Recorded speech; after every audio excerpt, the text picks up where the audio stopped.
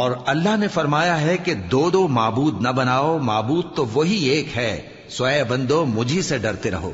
اور جو کچھ آسمانوں میں اور جو کچھ زمین میں ہے سب اسی کا ہے اور اسی کی عبادت لازم ہے، تو تم اللہ کے سوا اوروں سے کیوں ڈرتے ہو؟ اور جو نعمتیں تم کو میسر ہیں سب اللہ کی طرف سے ہیں، پھر جب تم کو کوئی تکلیف پہنچتی ہے تو اسی کے آگے فریاد کرتے ہو، پھر جب وہ تم سے تکلیف کو دور کر دیتا ہے تو کچھ لوگ تم میں سے اللہ کے ساتھ شریک کرنے لگتے ہیں تاکہ جو نعمتیں ہم نے ان کو عطا فرمائی ہیں ان کی ناشکری کریں۔ تو مشرکو دنیا میں فائدے اٹھا لو، پھر ان قریب تم کو اس کا انجام معلوم ہو جائے گا، اور ہمارے دیے ہوئے مال میں سے ایسی چیزوں کا حصہ مقرر کرتے ہیں جن کو جانتے ہی نہیں۔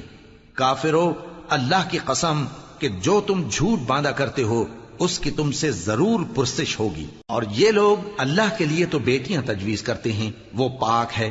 اور اپنے لیے بیٹے جو مرغوب دل پسند ہیں، اور جب ان میں سے کسی کو بیٹی کے پیدا ہونے کی خبر ملتی ہے تو اس کا منہ غم کے سبب کالا پڑ جاتا ہے اور وہ اندر ہی اندر گھٹنے لگتا ہے، اور اس خبر بد کے سبب جو وہ سنتا ہے لوگوں سے چھپتا پھرتا ہے، سوچتا ہے کہ آیا ذلت برداشت کر کے لڑکی کو زندہ رہنے دے یا زمین میں گاڑ دے۔ دیکھو یہ جو تجویز کرتے ہیں بہت بری ہے۔ جو لوگ آخرت پر ایمان نہیں رکھتے انہی کے لیے بری مثال ہے، اور اللہ کو صفت اعلی زیب دیتی ہے اور وہ غالب ہے، حکمت والا ہے۔